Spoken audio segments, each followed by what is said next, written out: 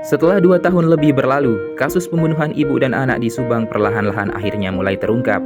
Hal itu terjadi setelah salah seorang saksi kunci bernama Muhammad Ramdhanu alias Danu datang untuk menyerahkan diri ke Polda Jabar pada Senin 16 Oktober 2023 kemarin.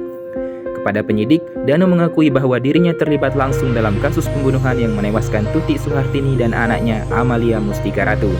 Pengacara Danu, Ahmad Taupan saat memberikan keterangan pada Selasa kemarin memastikan bahwa kliennya sudah membeberkan semua informasi terkait kasus pembunuhan tersebut.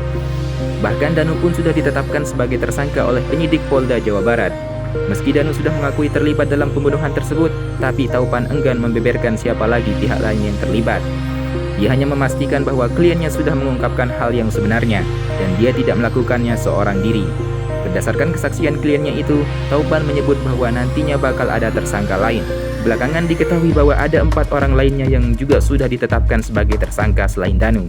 Hal ini diungkapkan Rohman Hidayat selaku kuasa hukum Yosep, yang merupakan suami Tuti dan ayah dari Amalia. Menurut Rohman, 4 orang yang dijadikan tersangka yakni Yosep, Mimin yang merupakan istri mudanya, serta 2 anak Mimin, Arigi dan Abi.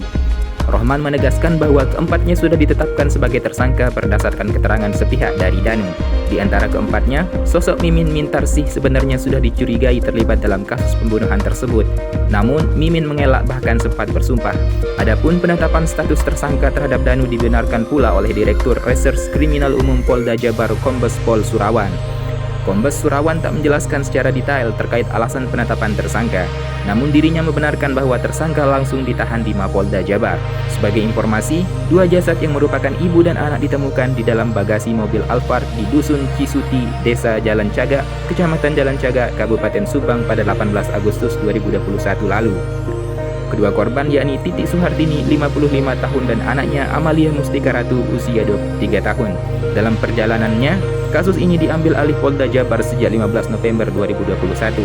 Pada saat itu, Polda Jabar langsung membentuk tim khusus untuk melakukan penyelidikan kasus ini. Sejumlah langkah-langkah penyidikan diantaranya olah TKP sebanyak 5 kali, otopsi 2 kali, dan memeriksa 121 saksi dan 261 alat bukti. Sebanyak 7 saksi ahli telah dimintai keterangan, diantaranya ahli sketsa wajah, dokter kesehatan jiwa, hingga satuan satwa pelacak K9. Penyidik juga melakukan analisa terhadap kamera CCTV di 40-50 titik lokasi sepanjang 50 km.